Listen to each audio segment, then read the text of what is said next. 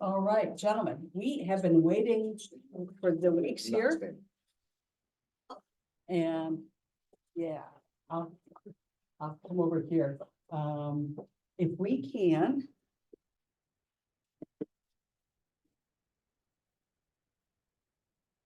That's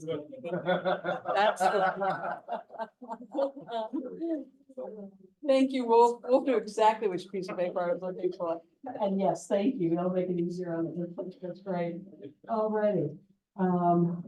Kurt is, as you know, been working with you on your induction and your preparedness. The next step is that you're going to go to Kent Underwood and to the new member orientation. But this induction process, let me just quickly run through here and remind you that you've been chosen as a member of the Rotary Club of Dublin AM because you're demonstrating qualities of both the head and the heart that you share and coming for everybody that you come into contact with, and you come in contact with our members here. We know that you're going to be very good ambassadors for us. And the objective of Rotary is to really encourage and foster the ideal of service and a worthy enterprise, and in particular to encourage and foster 4 characteristics. These 4 characteristics are the development of acquaintanceship for the opportunity of service. The second one is the highest ethical standards for business and all professionalism. The third is the application of ideals of service for every Rotary by your person, your business, and your community involvement. And fourth is the advancement of international understanding, goodwill, and peace through role fellowship and the business and professional people united in the common cause of service. Please know that we are very, very pleased to welcome you into the community. We expect great things from you. We hope that you find inspiration here and that you share your professional knowledge and excitement as well. Welcome as members of Dublin AM.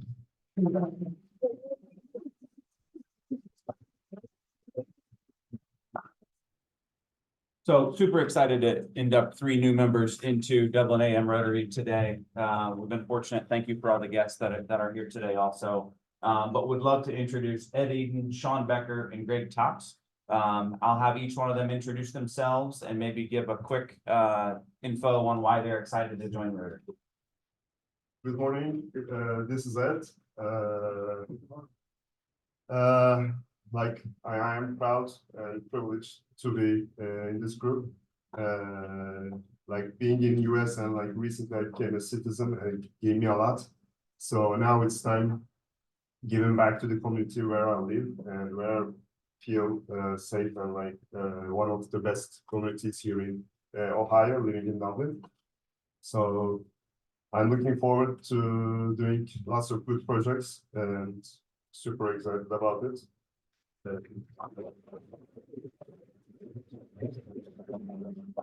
Trading places here.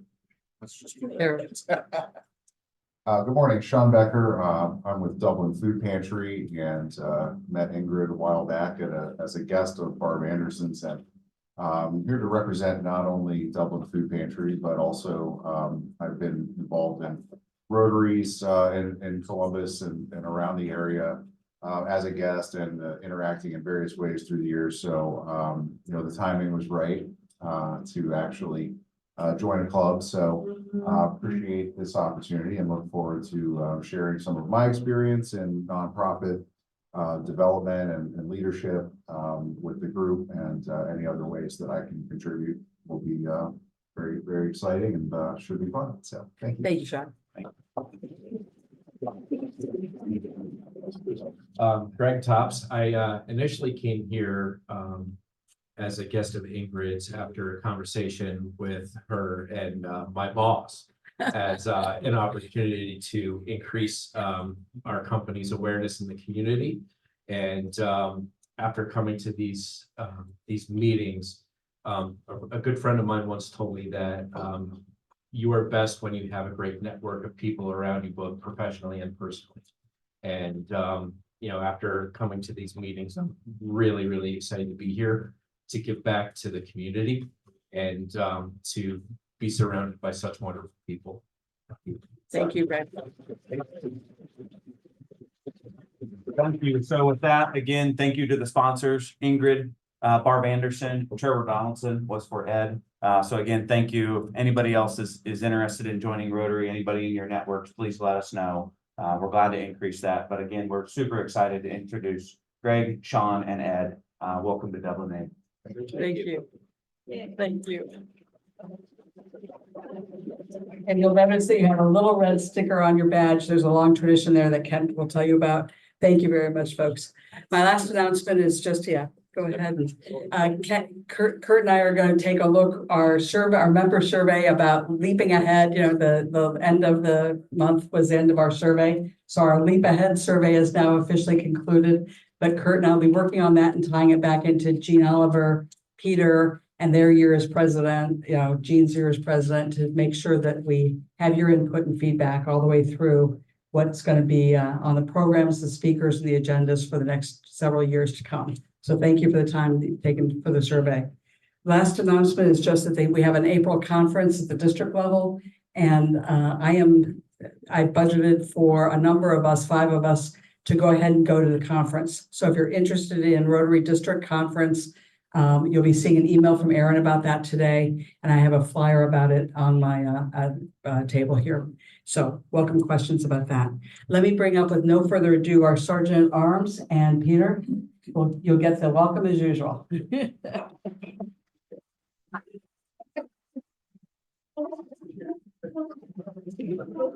Try not to hurt yourself on this rock. Oh, by the way, the construction's coming along great. We'll be back in the big room soon. Thank you for that great welcome. I'm very touched. So good morning. Today is March 1st, 2024. It's the 61st day of the year. 305 days remain until the end of the year. And of course, this means that our long winter nightmare is almost over. Our guests today, we have Everett Lilly. Everett, how are you doing? Welcome. Susanna Wong. Susanna, welcome. Then we have Susan Fox. Lots of guests today. Welcome. Mark Werline. Welcome, Mark. Chelsea Lubin. And Danielle Moss. Welcome. Fantastic. All right, well, on this date in history, in March 1st, 509 BC, Publius Valerius Publica celebrated the first triumph of the Roman Republic after his victory at the Battle of Silvia Arzia. Now, Publius Valerius deposed King Lucius Tarquinius Superbus, and he also served with Lucius Junius Brutus, Lucius Tarquinius Collatinus, Spurius Lucretius Tresipidinus, Marcus Horatius Pulvius, and Titus Lucretius Tresipidinus, but he died a few years later, and he was succeeded by Agrippa Mennius Latinus and Publius Postumus Tubertus. Did you get that? All right. In 1805, Justice Samuel Chase of the U.S. Supreme Court, he was acquitted by the United States Senate after being impeached for being too partisan in his opinions. In 1815, Napoleon returned to France from banishment on the Isle of Elba. In 1867, Nebraska was admitted as the 37th state. 1872, Yellowstone National Park was established as the very first national park. And in 1917, the Zimmerman Telegram was reprinted in newspapers across the United States. The German state Secretary for Foreign Affairs, Arthur Zimmerman, sent a telegram that was intercepted by British intelligence, and it proposed a military alliance between Germany and Mexico. And with Germany's aid, Mexico could recover Texas, Arizona, and New Mexico. We didn't like that, and we declared war against Germany a little over a month later, and we entered World War I. So that leads to my trivia question for today. The sinking of which passenger ship helped hasten the U.S.'s entry into World War I? The Lusitania, very good. And for the rest of you, that's $1. Okay, so the small pot today is $20, and the large pot is like $507. So you could go ahead and draw.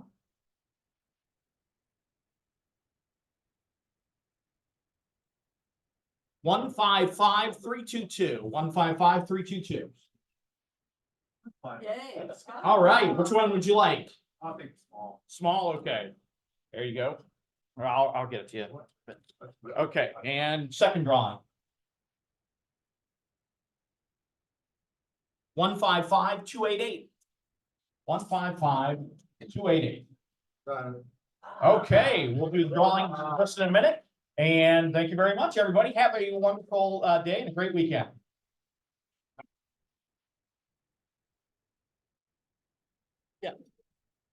Great. I'll take your notes. All right. Thanks, Peter.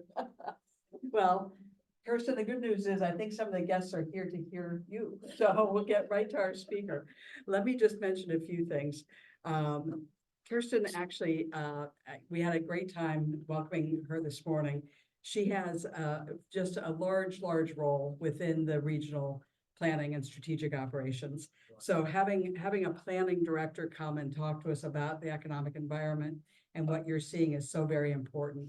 Her capabilities go on, and we've sent out her bio, but there are a few things I just mention, and thank goodness Jean has coached me a little bit on MORPC and the organization there, and everything that she leads in terms of the regional enterprise, the sustainability programs, her data projects, and things that empower our community leaders to make good decisions because they have the right understanding, they have the right information, and all of that goes into that regional planning and strategy. Dr. Carr is also a founding member of the Rapid Five, former chair of the governance committee for the Neighborhood Design Center Board. She has been part of the Science Consortium, the National Association of Regional Councils, advisory member to the Real Estate Board, a member of Early Child Advocacy Council. She's been a member, she took Leadership Columbus, which I was thrilled to see because we started, as you know, with Leadership Dublin and Dan this year. So it's great to see that people come out of those programs and use them professionally. And also, you have to tell, Gina and I have a little competition going. You studied at University of Regensburg is how I said it. Okay, good. With no further ado, Kerstin, Dr. Carr, please join us.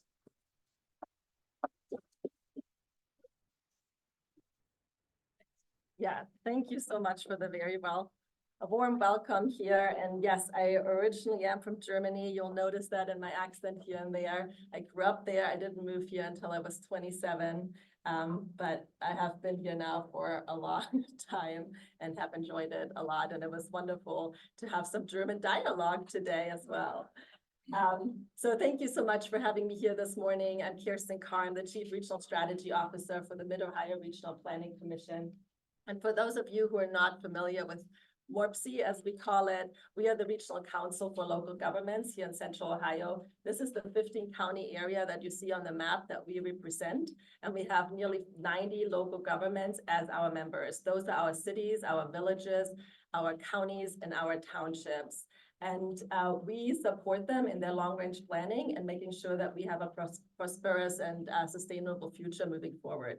You see those program areas listed on the right here where we do work in planning and sustainability. We do a lot of work in infrastructure and transportation, economic development, and also residential services. And I'll touch on all of these here in a little bit. A lot of the work that we are doing is largely supported by our data research and mapping work. And there's a lot of information available on our website that you can access if you're ever interested. And I'll share some of that data today. Jean is actually on our Regional Data Advisory Committee, and so I've known him for a while now, and thank you again for inviting me to be here. He's been a really valuable member of MORPC. And then we also support our local governments at the state and federal level around legislative issues to make sure that, you know, communities can be successful in what they're doing.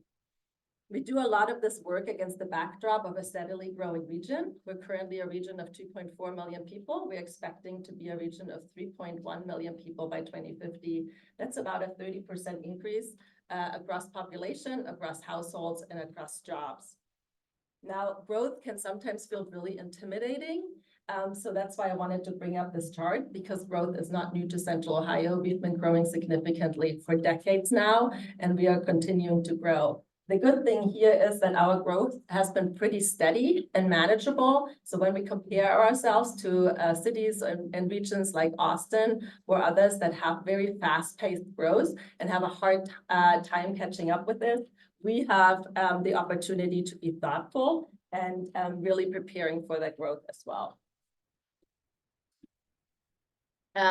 The other thing that I wanted to show here is that growth impacts every age category, as you can see on this chart here, with a general sense of us getting older. But you'll also notice that these age pyramids do a really good job illustrating that a lot of that growth will happen in the 25 to 50-year-old category. As we're thinking about our children, about 20% of that growth will be kids being 0 to 18 years old. So the left side is where we are today. The right side is where we're thinking to be in 2050. As we're growing, we also need to recognize that our natural growth, which takes into account the number of births and the number of deaths, is going to be much slower than in previous decades. And this is due to a trend that's not only happening here locally, but nationally and even globally, that families tend to have less children, and that we also have an aging population, which increases our death rate.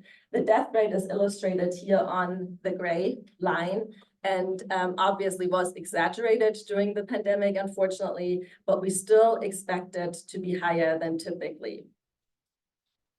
And so therefore, when we're thinking about population growth, it is increasingly dependent on people moving here from other parts of the country and even the world. So what you see on this chart here is on the left side is what the population growth where the population growth came from in the last decade. So half of it was people being born here, so that's the dark blue, and half of it was people moving here from other parts of the state, the country, or the world. When we look out to 2050 and thinking about the region's growth, we can see that it will likely be the result of 3/4 of people moving here from other places, not from other places within the state, the country, or the world. So this really makes the point that we want to be a region of choice and that we need to be attractive to make sure that we can have the workforce and attract the people to come here. And when we ask people what makes a community, they why they would choose a community, they always say those are the issues that they care the most about. And so this makes up quality of life. You can see that we're talking about housing, we're talking about transportation options, we're talking about schools, we're talking about wages.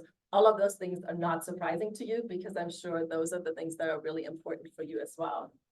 The National Association of Realtors does regularly a survey to figure out lifestyle preferences of residents. And again, what they are finding increasingly year over year is that residents want more options when it comes to housing, when it comes to transportation, when it comes to green space. And so when we're thinking about the future and how to develop and create our communities, those are things that we have to be really intentional about. Now, in 2019, and then into 2020, we led a regional housing strategy. And as part of that work, we tried to understand where are we today in terms of housing and what kind of actions do we need to take to make sure that that we continue to have housing for everybody. One of the things that we realized that we need to have a healthy housing market, and that means including a mix of housing types and a mix of housing at different price points here. This is really important, not only to make sure that everyone in the workforce has a place to live, but it also addresses the idea of the lifespan of a resident, right? So as we're starting off in college and leaving our parents' houses, we want to have a small place that we can live in. As we, build families, we might want to move up and create and have a bigger house. As we're becoming empty nesters, we're looking to downsize and have a smaller place again. And so it is really important that every community here in Central Ohio has options where people can live depending on their lifestyle, that their lifespan, and also the jobs that they have. Unfortunately, what we've seen in the past few years is that our population growth is outpacing housing production here in Central Ohio, which in turn creates competition for homes and therefore high housing prices that become not attainable, especially for our populations of lower and middle income ranges.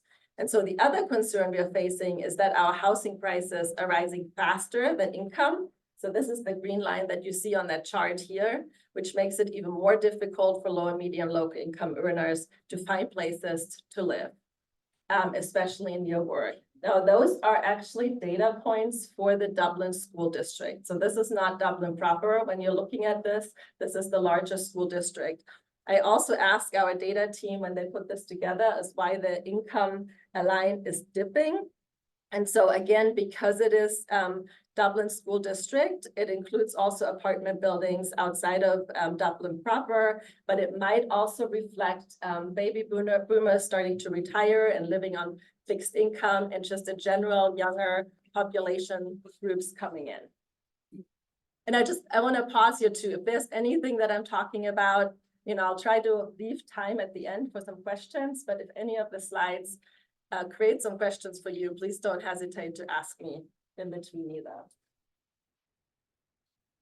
So when we know that we have a low supply and really high housing prices, it really puts immense pressures on some of our residents at all income levels, but certainly the ones that are at lower income levels. And many households, especially again, lower and moderate income earners, are considered housing cost burden when they pay more than 30% of their income on housing. And so what it means when they pay 30% more on housing costs, it means mortgage plus utilities or rent plus utilities. And we actually, and I don't have the full results yet, but we just did a Leaders Listen survey and asked over 2,000 residents in Central Ohio about housing. And the preliminary results show that about 30% of all residents, not just our most vulnerable ones, are sacrificing in some form or fashion because of the high housing crisis. So that talks about, making sacrifices when it comes to food, when it comes to medication, to transportation, to education, and all the things that are so important for us to have a good quality of life. The housing prices are so high because we have not been building enough new homes to keep up with our growing population. This is a really interesting chart because it tells us that the region was building 40% more housing 20 years ago when we actually had 500,000 less people.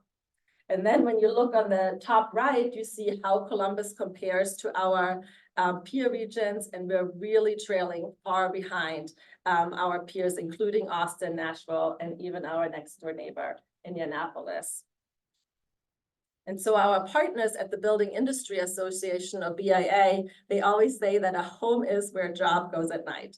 And so when you want to have a healthy housing market, you really want to have the optimal ratio of one home per job created. And when you look at the chart, that is not even close the case when it comes to Columbus. Again, we are comparing to others woefully behind in building that housing stock up to make sure that we can support the economic growth and the development that's happening here in Central Ohio. And so one last thing, so I mentioned the regional housing strategy earlier. This was a really big effort where we brought over 100 people to the table that were coming from different perspectives. So we have the financial institutions and lenders represented, the local governments, the development community, the businesses, the nonprofit service providers as well. And again, talking about, what are the core issues? And so housing underproduction certainly was one that rose to the top. We asked our local governments and the developers why they think that is happening. And so those were the core issues that rose up. Talking about, labor shortages, high material costs, especially when we were coming out of the pandemic, but also this resident pushback that is happening, especially when it comes to multifamily and denser projects. This is that not in my backyard attitude that a lot of times can really stop a project from happening. And want to take a moment here to talk about the importance of mixed use and denser development. I know I'm a little bit biased coming from Germany and being used to a denser way of living anyways, but it is so important as we're trying to create more housing stock and provide more options for everyone at different income levels to live here. We need to think about apartments. We need to think about condos. We need to think about environments that are denser, that also then support bringing in amenities that otherwise wouldn't come because they wouldn't have the foot traffic. Now, that doesn't mean to put density everywhere, but being really strategic of where it makes sense.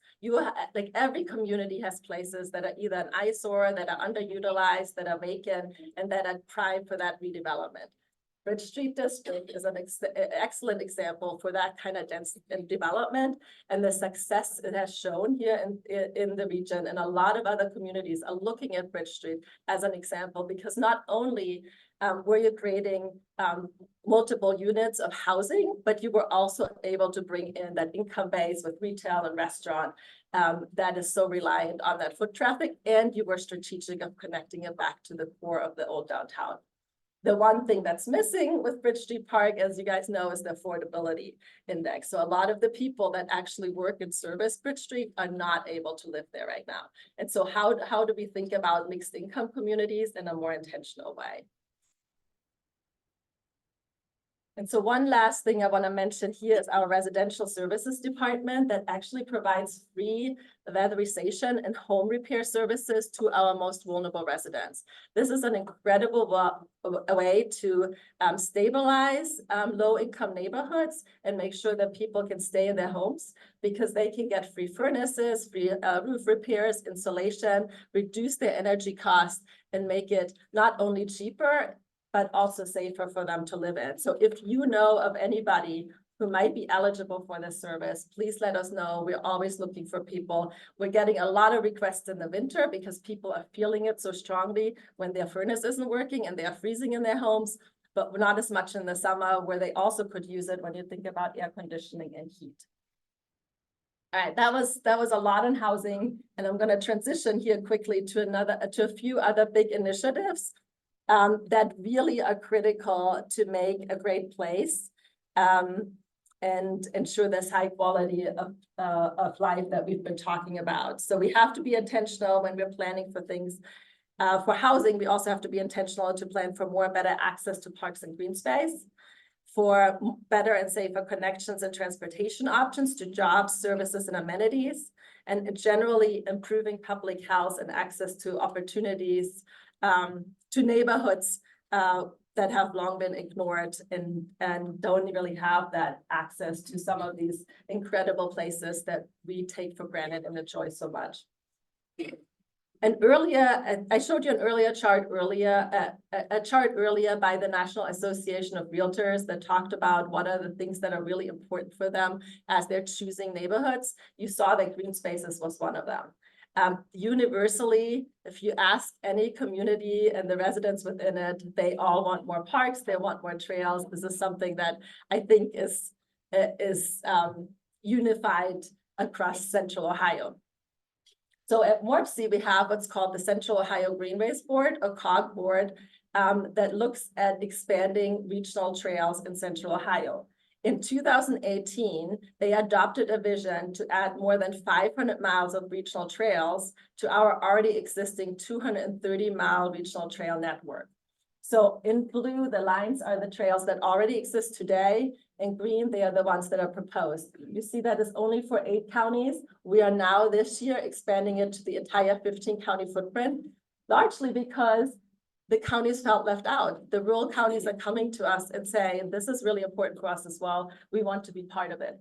The other thing I want to mention here is that this is talking about regional trails. So those are the trail connections that connect communities with each other. I know that in Dublin, you have hundreds of local trails that are amazing and are super critical to access these regional trails. So they are not included in this number. I just wanted to point that out, but that they are important to make sure that we have access to it without having to get in the car and drive to a trail, to the bike on the trail.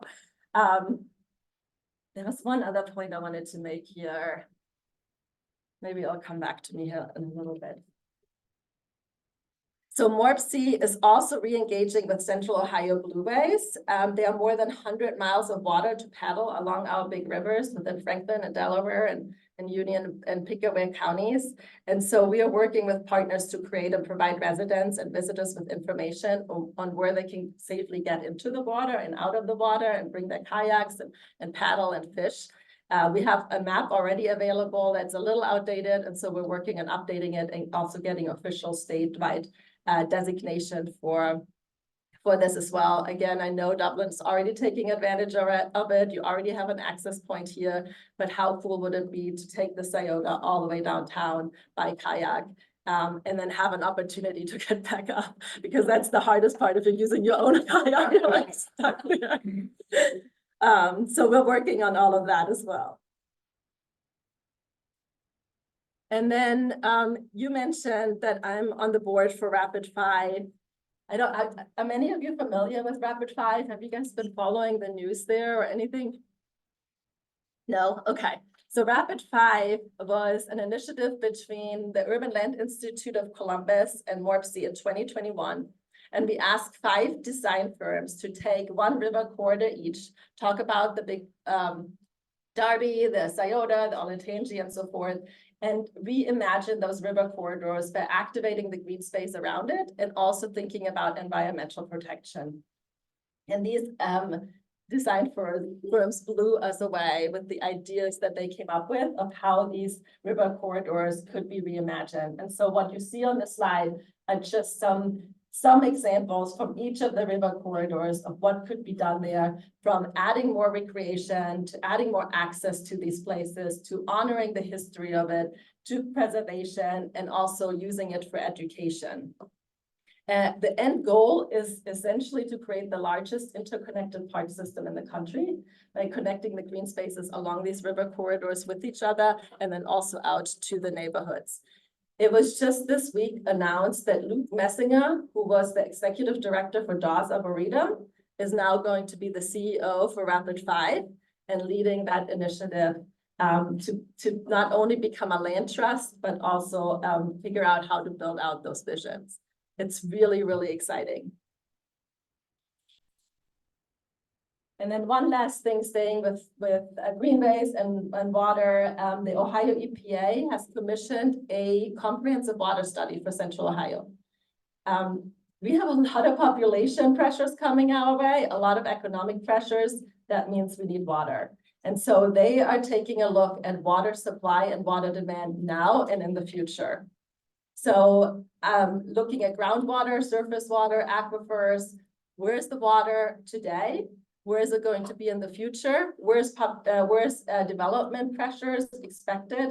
And do we have enough water to support all this? They're gonna come up with very strategic locations. I'm saying, like, here's the water drying out. You probably don't want to put more pressure on it. However, here we have more water. You might consider that for more development. At the same time, they're also doing a lot of research, not only nationally, but globally, on innovative practices of how to capture more water and how to make water go further. Think about Intel being such a high water intensive, industry. They are already reusing a lot of the water to make sure that they don't have to create new water pressures on us. And then look out west, and there are communities that are so scarce with water that are already treatment water and making it potable and drinkable again. It sounds really gross, but they are making it happen. And so we're looking at those different opportunities here as well, because water for the longest time and still is a really big economic advantage for us. And I think that's part of why we're getting those data centers and other large manufacturers and industries to come here. So very excited to see this off the ground. And they have an aggressive schedule and hoping to have the information done by the end of the year. So we'll see. And then 2 more things here around transportation. Link Us is a really big initiative to bring high capacity transit to Central Ohio. It's going to be on the ballot this year. I really hope you'll vote for a sales tax, but this is not your general, bus system. This is really light rail without rail, so to speak. It's creating dedicated right of way so that the buses don't have to sit in traffic with the cars and truly be competitive to car travel as well. The blue corridors that you see here are the initial corridors that are currently being studied to see if we can make them happen. And the Northwest Corridor is expected to eventually go out all the way to Third Street Park here as well. I am personally really excited about the East Main Corridor because I am from Reynoldsburg. If I took the bus today from Reynoldsburg to downtown, which I have done, it takes an hour because there's so many stops in between. Once this is built, it will take me 30 minutes, and which is very comparable to my car travel, but I can also now read and relax and work and do other things. And again, I'm very biased because I was 27 when I moved here, and it was the first time I bought a car, and it was a very hard decision for me because I never needed a car when I was in Germany. I could bike and walk and take bus and transit everywhere. So when you hear the word Link Us, when you hear about this initiative, really think about this innovative way of moving people fast from one place to another, and not only making it more comfortable for all of us to get to places, but especially those who rely on public transportation to get to jobs and other amenities as well. And those are a lot of these pieces that will be part of it. And then the last piece around transportation is passenger rail. You probably all heard in the news that we were able to, the Federal Railroad Administration selected these 4 corridors to move forward.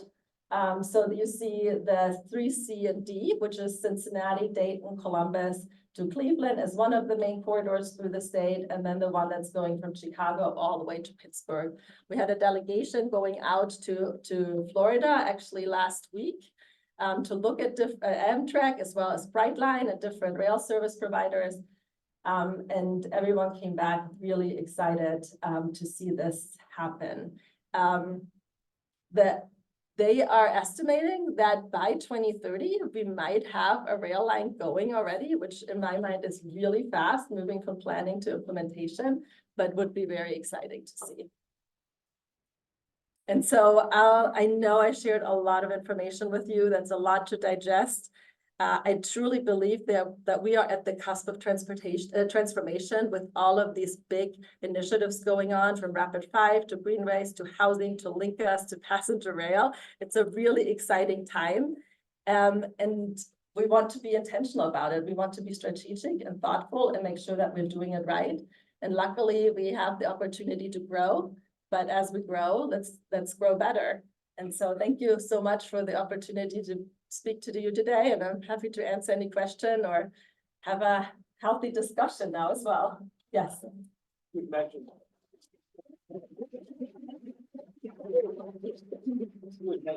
the study on water resources. Mm-hmm. Do you have a positive viewpoint of the energy source like natural gas and electricity? Yeah, I am. First of all, I have another slide in there that I hid, which we're just able to go after a grant from the US EPA to put solar on local government buildings and school buildings. I know the city of Dublin signed the letter of intent to be part of it, but if you know of other school districts or local governments or public buildings that would be interested in participating, please let me know as soon as possible, because the deadline is April 1st. So yes, on energy, we are trying to think through renewable energy sources as well. Now, bigger picture, when we're talking to our communities across the region, water is the #1 issue. Energy is the second issue. And there are certainly concerns of, as we are growing and supporting the industry, that we might not have enough electricity power right now. And so I would think that this is another study that we'll be undertaking here in the next couple of years. I'm glad you asked it, yeah. Thank you. Kirsten, let me ask the first question. I already warned her that we've had a lot of questions and answers this morning, so can you think a little bit? Let me ask the first one about solar. Yeah. Solar is such a sexy technology, but I just don't get the sense that people are like excited they aren't sort of getting it. Is it? Yeah. What's holding solar back, and how do we help let people understand how transformative it can be, you know, different energy sources? Yeah, yeah, no, that's a really good question. And there's a lot, like when you talk solar, there's a lot. You can put solar on your on your personal home, then there's solar where you can use it for the larger community and utilize some of those rooftops. And then there are solar fields that are used in farm fields that, you know, are not often popular in some of those rural communities. I think it just with solar, you don't see immediate results because there is an initial purchase price, so to speak, to put solar on the roof. And so it takes several years for you to actually see the economic benefit of it. And I think that's what might be holding people back. This is why this is so exciting, because the grant would pay for the solar installation. So the schools and local governments wouldn't have to have a payback plan to pay back for the solar panels, but they immediately would see the impact on energy, on cost savings as well. Could you say just a bit more about the waterways? We've got these beautiful rivers, but I don't see them being cleaned up and developed. And what, do you really think this Blue Ways project is gonna? I'm hopeful. So one of the things what the Rapid 5 board decided last year was to develop a land trust. And so Rapid 5 is now in the process of becoming a land trust. What that essentially means is that property owners along the river corridors can donate their land towards the land trust for conservation purposes and some activation as well where it makes sense.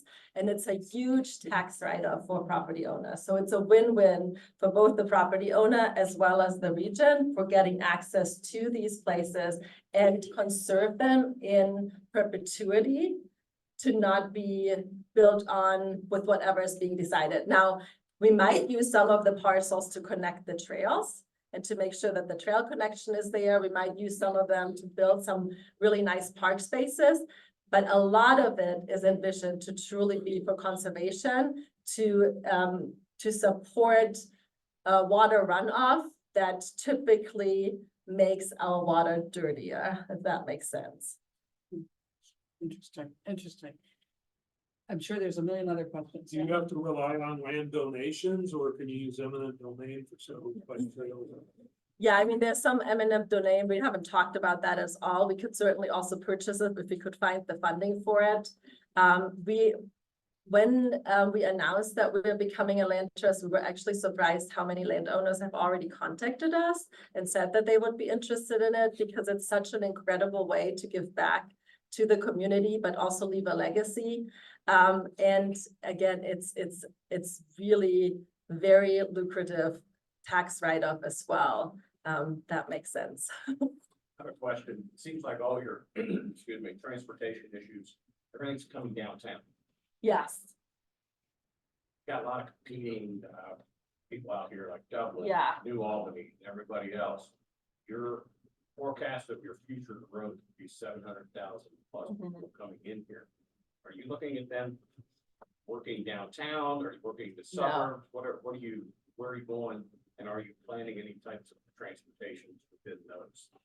Yeah, I think that's a really good point. And there's a lot. So one of the slides I don't have on here is the main function of MORPC is actually to serve as the regional transportation planning agency. And so we, every 4 years, we do a metropolitan transportation plan that looks out to the next 20 years on all the projects, transportation projects that need to happen and to make sure that they are fiscally possible. And I apologize that I didn't have a slide on there on this one as well, but that includes the 161 corridor all the way out east, right? And the 33 corridor all the way to Marysville and Union County and Dublin, and looks at those cross community connections outside of just the connections into downtown. Yeah, absolutely.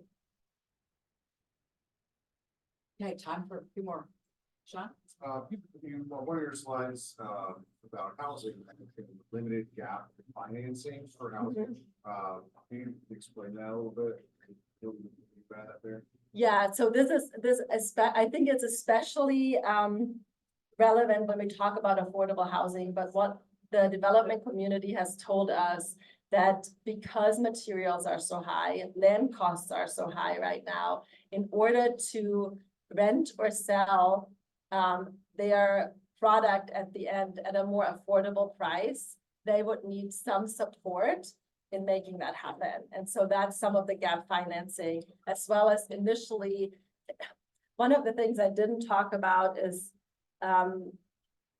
that communities, some of our communities have outdated comprehensive plans or zoning codes. That means that the developers have to ask for exceptions or variances to get something different built. And that's an extremely tedious and expensive process. And so that I think is also included when they talked about gap financing, is like, can you help us because we have these extra costs on top of everything else that we're doing, yeah. So with housing, Mhm. go back 20 years or so. And, you know, I've noticed that there's been, about 20 years ago, everything that was being built was more homes. Yeah. Single-family homes. Single family homes, versus yeah. apartments. Fast forward 20 years, now I know that the housing bubble changed a lot of things. But more apartments are being built now than homes. Mhm. Is that going to influence people to move out of the area as they look to move from apartments to homes? With, you know, with homes being of scarcity availability. Yeah, I think that's a really good point. We've been building outward for a really long time, which also means we've been very heavily reliant on car and vehicle traffic to make this happen. And we've been using up a lot of agricultural space and green space. Another thing I didn't talk about, I could talk to you guys for probably a few hours here, but we did a study back in 2016 or so called Inside 2050, and we looked at different scenarios of how Central Ohio could develop and the impacts of that. So if we continue to sprawl, what is the impact of green space consumption, air pollution, traffic, household costs, government costs, and so forth, versus if we develop more on infill and redevelopment. And universally across all the metrics we looked at, it was actually more beneficial to focus on infill and redevelopment because you access an existing infrastructure and enhancing that. Now, to your point in terms of where do people choose to live, I would, while we are creating a denser housing product in general, we are so behind in even having this product. So it takes us a minute to just make sure that we're getting what the market needs. I also wouldn't say that the denser housing product necessarily means apartment. I think it can also mean like small lot homes and condos.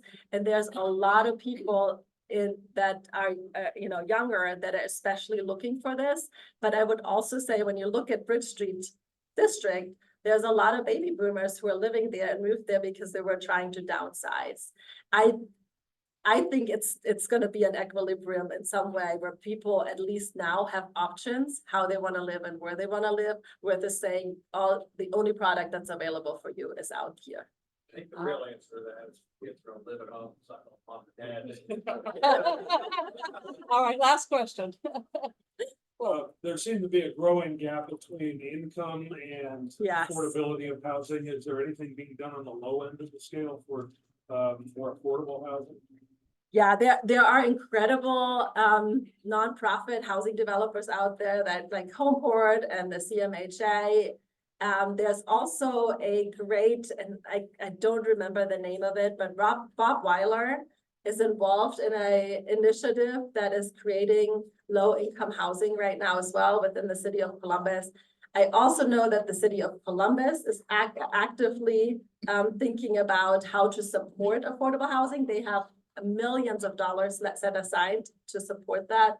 I do want to say here that as a region, we need to come together. We can't just ask Columbus or Reynoldsburg or Whitehall to deal with affordable housing. We all as a community have to chip in and provide that. And we only will benefit by having mixed income communities. Kerstin, I know we're over time, but I've got to ask the Intel question quickly. Do you have any update for us? I hear it's moving. I hear it's slowed down. Yeah, I heard I heard that it's about like that it's a year later now with the opening of the first fab, but I don't have a whole lot more information yet. I heard government funding is slowing the project down. Is that possible? I honestly don't know for a fact. I don't know either. All right, guys, well, thank you Yeah. very much. Kerstin, as you can tell, we want to hear more from you again, so maybe we'll ask Jean to get you back on the schedule, if you'd be willing to give us an update. I think the thing that's gonna be really interesting is the connection to Chicago. We have a speaker coming who's gonna be talking about that whole Pittsburgh to Chicago corridor and the 3Cs, so stay tuned, look for your speaker schedule on that. We've got something coming up. Next week, we're gonna have Alyssa Wagner and Deb Papish coming next week. They're excited to tell us a little bit about the Dublin Education Foundation and what's happening there. And we have pins happening. Am I getting that date right? Where's Luke or my? Yeah, pins is happening, I think 4 to 7 on Sunday. So if you get a chance, Sunday afternoon, come spend with a few of your Rotary buddies here.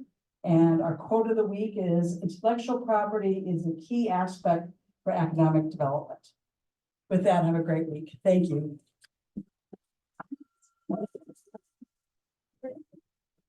Wow, great job. Very interesting.